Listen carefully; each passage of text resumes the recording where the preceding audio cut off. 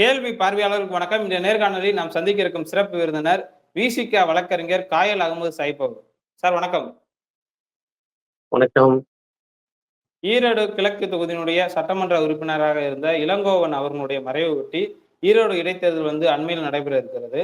இந்த இடைத்தேர்தலை திமுக சார்பில் வி.சி. சந்திரகுமார் அவர்கள் திமுக தலைமை அறிவிச்சிருக்காங்க. அதிமுக மற்றும் அதனுடைய கூட்டணி கட்சியா இருக்கக்கூடிய தேமுதிக இந்த தேர்தலை புறக்கணிக்கிறாங்க.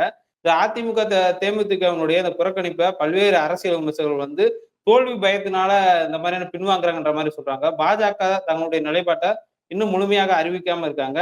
இந்த திமுகவினுடைய இந்த வேட்பாளர் இந்த ஈரோடு கிழக்கு இடைத்தேர்தலை நீங்க எப்படி சார் பாக்குறீங்க? ஈரோடு கிழக்கு சட்டமன்ற இடைத்தேர்தலை மீண்டும் ஒரு முறை இதுல திமுக கூட்டணி கட்சிகள் பாய்கிறது, அதிமுக கூட்டணி பதுங்குகிறது. ஒரே வார்த்தையில் சொல்லப்போனால் அதுதான். எடப்பாடியார் அவர்கள் இதை ஈரோட்டில் நின்று திரும்பவும் நாம அசிங்கப்பட தேவையில்லை.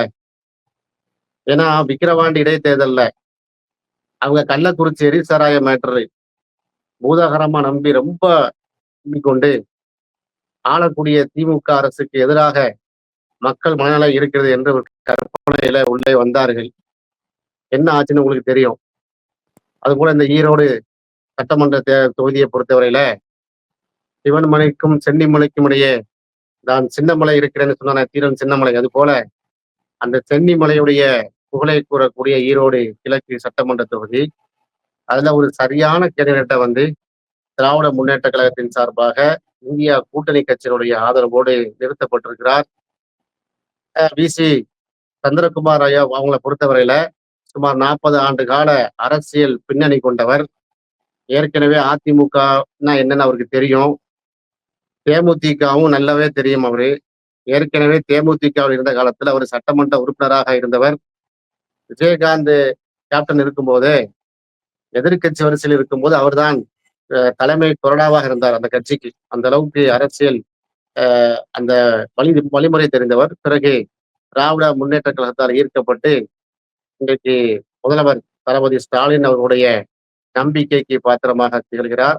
நல்ல ஒரு ஸ்ட்ராட்டஜிஸ்ட், ஒரு சரியான சட்டமன்ற வேட்பாளரை தேர்ந்தெடுத்திருக்கிறார்கள். அவருடைய வெற்றி உறுதி செய்யப்பட்டிருக்கிறது. நான் சார்ந்த விடுதலை சிறுத்தைகள் கட்சியினுடைய களப்போராளிகள், என்னுடைய தலைவர் எழுச்சி தமிழர் அவர்கள் சொன்னது போல நிச்சயமாக வி.சி. சந்திரகுமாருடைய இமாலய வெற்றிக்காக நாங்களும் பாடுபடுவோம். இன்னும் அவங்க பிரச்சாரத்தை ஆரம்பிக்கல, அதுக்கு முன்பாக அவங்க வெற்றி பெறுவதற்கான ஏதாவது சாத்தியம் இருக்கிறதா? இல்ல, ஆரம்பமே அமர்க்கலமா தானே இருக்கு. இன்றைக்கு அதிமுக வி.சி. சந்திரகுமாரோட எதிர்கொள்ள முடியாமல் இன்றைக்கு நாங்கள் தேர்தலிலே நிற்க மாட்டோம், ஈரோடு கிழக்கு இடைத்தேர்தலை நாங்கள் புறக்கணிக்கிறோம், இது எங்களுடைய மாவட்ட செயலர்களுடைய கூட்டத்துல முடிவு செய்யப்பட்டிருக்கு அப்படின்னு சொல்லி அண்ணன் எடப்பாடி அறிவித்து விட்டார். அப்ப பாத்தீங்கன்னா அப்போ இன்னும் இந்தியா கூட்டணியுடைய சந்திரகுமாரனுடைய வெற்றி வாய்ப்பு உறுதியாகிவிட்டது. அவங்க நின்னாலும் டெபாசிட் காலியாகிடும் அதிமுக, அது வேற விஷயம். நிற்காமலேயே இப்ப 1 லட்சம் வாக்குகள் வித்தியாசத்துல வெற்றி பெற வேண்டும் என்று அந்த விசிக திமுக உட்பட இந்தியா கூட்டணியுடைய தொண்டர்கள் களத்தில் இறங்கி விட்டார்கள். ஏனென்று சொன்னால் இந்த அங்கிற அந்த மண்ணு பெரியாருடைய புகழை மனம் கமலச் செய்யும் ஒரு மண். அதாவது பகுத்தறிவு பகலவன் வெந்தாடி வேந்தன் வைக்கம் வீரன் தான் சொன்னாலும் கூட ஈரோட்டில் தான் பெரியாருடைய மண் என்று சொன்னால் பக்காவா ஈரோட்ல இருந்து வார்த்தெடுக்கப்பட்டவர், அங்கே வளர்ந்தவர், அங்கிருந்து பிரச்சாரத்தை மேற்கொண்டவர். இப்ப இந்த ஈரோடு தானே பிரச்சனையா இருக்கு. இப்போ பெரியார் தானே பிரச்சனையா கொண்டு வந்திருக்காங்க. அப்ப சீமானுடைய வாக்கு என்னங்கிறது இதை பார்க்கணும். சீமான் பக்கம் தான் ஈரோட்டு மக்கள் நிற்கிறார்களா? சீமானுடைய அந்த கருத்து இருக்கு இல்லையா, விஷ கருத்துக்கள், பெரியார் தந்தை பெரியாரை தூற்றி அவர் பதிவிட்ட கருத்துக்களுக்கு இந்த ஈரோடு கிழக்கு சட்டமன்ற தொகுதி வாக்காளர் பெருமக்கள் மரணாடி கொடுப்பாங்க நாம் தமிழர் கட்சிக்கு நாம எதிர்பார்க்கிறோம். இன்னும் நாம் தமிழர் வேட்பாளரை அறிவிக்கிறீங்களே, போட்டி எடுக்கலாமா இல்ல புறக்கணிப்பாங்கன்ற மாதிரியான ஒரு எண்ணம் கூட அவங்களுக்கு இல்லை. அதற்கு முன்பாகவே நாம் தமிழர் விரட்டி அடிப்பாங்கன்னு நீங்க சொல்றீங்க. அப்ப அவங்களும் ரகசிய தகவல் உங்களுக்கு எது வந்திருக்கா? அவர் சீமான் தான் ரொம்ப துணிச்சலான ஆளாச்சு, எவ்வளவு அடியும் தாங்கக்கூடிய ஆளாச்சு. அவர் தான் அவர் இலங்கை இராணுவத்துக்கே சவால் விட்டுட்டு நெய்தல் படையை அமைத்து ஆயுதம் தூக்கிய போராட்டத்துக்கு தயாரான ஆள் அவரு. ஈரோடு கிழக்கு சட்டமன்ற தொகுதியில வந்து அவர் நிக்க மாட்டேன்னு எப்படி சொல்றீங்க? கண்டிப்பா நிப்பார், நிக்க வேண்டும். சீமான் மட்டுமல்ல, திரு விஜய் அவர்களே நிற்க வேண்டும். ஏன் பதுங்குறாரு விஜய்? ஏன் அமைதியா இருக்கு? இலவு குடும்பம் ஏன் அமைதியா இருக்கு? தேர்தல்னு வந்தாச்சு விஜய். நாங்க வந்து 2026ல ஆட்சியில பங்கு, அதிகாரத்துல பங்குலாம் வந்து நீட்டி முழங்கக்கூடிய விஜய் அவர்கள் வந்து நிக்கணும். விஜய் நிக்காட்டாலும் பரவாயில்ல.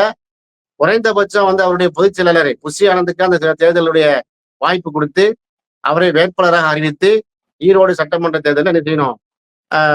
இடைத்தேர்தலை நிக்க வைத்து என்ன செய்யணும்? அவருடைய பலத்தை நிரூபிக்கட்டுமே. அப்ப என்ன புறக்கணித்து போயினா இப்ப என்ன அர்த்தம் இருக்கு அதுல? இடைத்தேர்தல் என்பதே வந்து ஆளுகின்ற கட்சிகளுக்கு வந்து சாதகமா தான் அமையும். அந்த வகையில விஜய் அவர்களோ அதிமுகவோ புறக்கணிக்கிற சரிதானே? என்ன கேட்கிறேன், திராவிட முன்னேற்ற கழகத்துடைய ஆட்சி சரியல்ல அப்படித்தானே எடப்பாடியார் சொல்கிறார். திராவிட முன்னேற்ற கழகத்தினுடைய நடப்பு தளபதி ஸ்டாலின் அவர்களுடைய ஆட்சி வந்து சட்ட ஒழுங்கு சீரற்று இருக்கு அப்படித்தானே சீமான் சொல்லி கொண்டிருக்கிறார். திமுகவுடைய ஆட்சியில வந்து சட்ட ஒழுங்கு பிரச்சனை, பாலியல் பிரச்சனை அப்படின்னு சொல்லி அடுக்கடுக்கான குற்றச்சாட்டுகளை வந்து சுமத்தி தானே இந்த ஆட்சியை அகற்ற வேண்டும். திமுக வந்து வந்து தீய சக்தி இப்படிதானே விஜய் பிரச்சாரம் பண்ணாரு. அவர் போட்ட முதல் மாநாட்டிலேயே பாஜக வந்து பாசிசம் என்று சொன்னால், பாசிசம் என்று சொன்னால் திமுக கூட்டணி கட்சிகள்லாம் பாயாசமானு கேட்டார்ல. அப்ப வந்து மக்கள் என் பக்கத்தான் நிற்கிறார்கள் என்பதை உணர்த்துவதற்காக வர வேண்டியதானே களத்திற்கு. எதுக்கு அரசியல் கட்சி நடத்துறோம்? அரசியல் கட்சி எதுக்கு நடத்துறோம்? தேர்தல் அரசியலை பங்கு கொள்ள வேண்டும். வெற்றியும் தோல்வியும் வந்து மக்கள் தீர்மானிப்பார்கள். அப்ப நம்ம என்ன சொல்றோம்னா, சீமான் அவர்களுக்கும் திரு விஜய் அவர்களுக்கும் அண்ணன் எடப்பாடியார் அவர்களுக்கும் நீங்க தேர்தல்ல பங்கு கொள்ளுங்க. நீங்க அப்படி வாபஸ் ஆகி ஓடிடாதீங்க. பணம் கொடுப்பார்கள், தடுத்து நிறுத்துங்க. உரிய ஆதாரத்தை நீங்க வந்து சமைப்பீங்க. வாக்காளர்களுக்கு வாக்குக்கு காசு கொடுக்கறது வந்து தப்பு. அதிமுக கொடுத்தாலும் தப்பு, அது திமுக கொடுத்தாலும் தப்பு, யாரு கொடுத்தாலும் தவறு. அப்படி கொடுக்கக்கூடிய பட்சத்துல நீங்க அதை என்ன செய்யுங்க? ப்ரூஃப், ஆதாரத்தை வந்து சமர்ப்பீர்கள் தேர்தல் ஆணையத்திட்ட. எவ்வளவு வழிமுறைகள் இருக்கு இல்லையா? நீங்க கொடுக்க விடாம தடுங்க. ஆளுங்கட்சிக்கு சாதகமா தான் போகும். அப்ப நீங்க சொல்லக்கூடிய மேட்ரு இல்லைன்னு ஆகும். அப்ப திமுக வந்து ஆளக்கூடிய திமுக சரியல்ல, மக்கள்லாம் பயங்கரமா கொந்தளிப்புல இருக்கிறாங்க, ஆட்சி மாற்றம் 2026 நிகழும், 2026ல வந்து தளபதி ஸ்டாலின் அவர்களை கடாசி விடுவார்கள் இப்படிலாம் சொல்றீங்கல்ல. ஈரோடு கிழக்கு சட்டமன்றத்தோட நீங்க வேட்பாளர் நிறுத்துங்க. நிறுத்தி முதல் டெபாசிட் வாங்குறதுக்கு பாருங்க. இப்ப கடந்த முறை கூட திமுக வந்து வெல்வம் 200 படைப்போம் வரலான்னு சொல்லும்போது கூட பாஜக தலைவராக கூடிய அண்ணாமலை அவர்கள் வந்து 200 தொகுதியில வந்து திமுக டெபாசிட் இழக்கும்னு சொல்லியிருந்தாங்க. ஈரோடு இடைத்தேர்தல் வந்து திமுக வீழ்த்துவதற்கான வாய்ப்பு பாஜகவுக்கு தற்போது இருக்கிறதா? நிக்க வேண்டியதுன்னா அண்ணாமலை நிற்க வேண்டியதுனாங்கிறேன். அண்ணாமலை வந்து ஏன் வாய் திறக்காமல் இருக்கிறார்? இப்ப எங்க கட்சி எடுத்துக்கிறீங்க. சற்றொப்ப 25 ஆண்டு காலம் விடுதலை சிறுத்தைகள் கட்சி வந்து தமிழக அரசியல வந்து காலூன்றி இருக்கிறோம். தேர்தல் அரசியல் அது இல்லாமல் இயக்க அரசியல் கிட்டத்தட்ட ஒரு 15 வருஷம், சற்றொப்ப 40 ஆண்டு காலம் அனுபவப்பட்ட எங்களுடைய எழுச்சி தமிழ் திருமாவளவன் எங்களுடைய தலைவர் இன்றைக்கு கட்சி அங்கீகாரம் பெற்றிருக்கிறது. இன்றைக்கு தமிழ்நாட்டுல அங்கீகரிக்கப்பட்ட கட்சி விடுதலை சிறுத்தைகள் கட்சி என்று தேர்தல் ஆணையத்தால் அங்கீகாரம் பெற்றிருக்கிறோம். இந்த அங்கீகாரத்தை நாங்கள் வந்து பெறுவதற்கு நாங்கள் பட்ட பாடுகளுக்கு தான் தெரியும். பல உயிர்களை இழந்திருக்கிறோம், பல தியாகங்களை வந்து நாங்கள் செய்திருக்கிறோம். எங்க தோழர்கள் இருமாப்பு கொள்றதா எங்க தலைவர் இல்லையே. இன்றைக்கு பானை சின்னம் தான் விடுதலை சிறுத்தை கட்சியுடைய எங்க விசிகாவுடைய அதிகாரப்பூர்வ சின்னம் என்று தேர்தல் கமிஷன் வந்து இன்னைக்கு சர்டிபிகேட் வழங்கிட்டாங்க. உடனடியா என்ன சொல்றாரு? இந்த கட்சியுடைய வளர்ச்சிக்காக அரும்பாடுபட்ட அந்த மக்களுக்கு நான் என்ன செய்யறேன், அந்த இதை சமர்ப்பிக்கிறேன் என்று தலைவர் எழுச்சி தமிழர் வந்து இன்னைக்கு சொன்னதை நீங்க பார்த்தீங்க. அது போல ஒரு கட்சியை நீங்கள் வளர்ப்பதாக இருந்தால் தோல்வி வரும், வெற்றி வரும். விடுதலை சிறுத்தைகள் கட்சி நாங்க வந்து இந்த எலெக்ஷன்ல ஃபுல்லா ஜெயிச்சுதான் நின்னோமா? வெற்றி தோல்வியை கணக்கு பண்ணிதான் நாங்க வந்து களத்துல நிக்கிறோமா? இல்லையே. மக்களுக்காக பணி செய்ய வேண்டும் என்று களத்துக்கு வர வேண்டும்.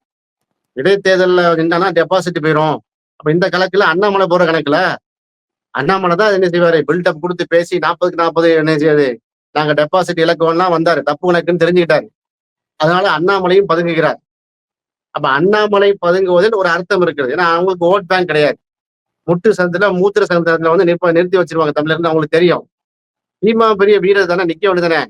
விஜய் வந்து ஆட்சியவே கவிழ்த்து விட்டு அவர் முதல்வராக வரப்போறாரு அப்படின்னு அவர் சொல்றாரு. கற்பனை தானே இருக்கிறாரு. முதல்ல ஒரு சட்டமன்ற முதல் தேர்தல் வந்து நின்று பார்க்கட்டுமே, அவங்க பலம் என்னன்னு தெரியட்டுமே. இதுதான் நம்ம ஒரு கோரிக்கையா வச்சிருக்கிறோம். நீங்க வாங்க, பயந்து ஓடாதீங்க. அதே மாதிரி முறைகேடு நடக்கும், தடுத்து நிறுத்துங்க முறைகேட. முறைகேடு நடக்கும் என்று நீங்க எப்படி சொல்றீங்க? அப்ப நீங்க முறைகேடு செஞ்சீங்களா? இந்த கேள்வி எல்லாம் இருக்கிறது. ஆக முறைகேடுகள் அற்ற இது போன்ற வாக்காளர்களுக்கு பணம் கொடுக்க கூடிய தேர்தலாக அல்லாமல் நேர்மையான முறையில தேர்தல் நடத்தப்படும் என்று வாக்குறுதியை தளபதி ஸ்டாலின் தந்திருக்காரா இல்லையா? தாராளமா நீங்க புடிச்சு கொடுக்கங்கிறாங்க நிர்வாகிகள். செந்தில் பாலாஜி வந்து குழப்பிடுவாரா? நீங்க வந்து குழப்புங்க. ஏன் குழப்புற செந்தில் பாலாஜி? ஏதோ ஒரு புதுசா ஒரு இது சொல்றாங்க. எனது இந்த ஆடுகளை பட்டியா அந்த பட்டி அரசியலாம். என்ன பட்டி அரசியல்? நீங்க அடைச்சி வைக்கலையா? ஆர்கே நகர் மேட்டர் இடைத்தேர்தல் சொல்லுவோமா? அது எந்த மாதிரி அரசியல்? அதனால வந்து அரசியல் கட்சிகள் வந்து விமர்சனங்களை இப்படி வைப்பதற்கு பதிலாக நீங்க களத்துக்கு வாங்க. திமுக ஆட்சியில வந்து பிரச்சனை சொல்றீங்களா? என்னென்ன பிரச்சனை மக்கள் மத்தியில நீ கொண்டு செல்லுங்க.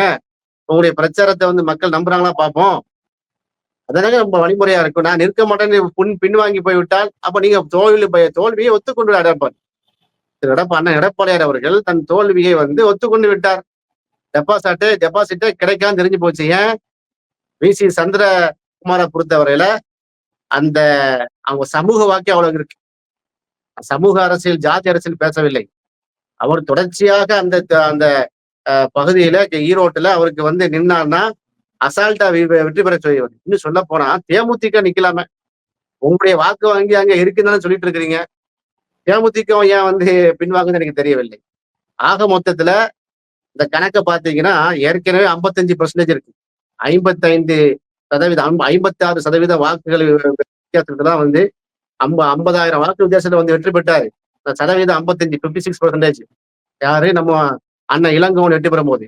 இப்போ அந்த 56ஐயும் தாண்டி போகும். 56ஐயும் தாண்டி 60க்கு மேல போகும் போல தெரிகிறது.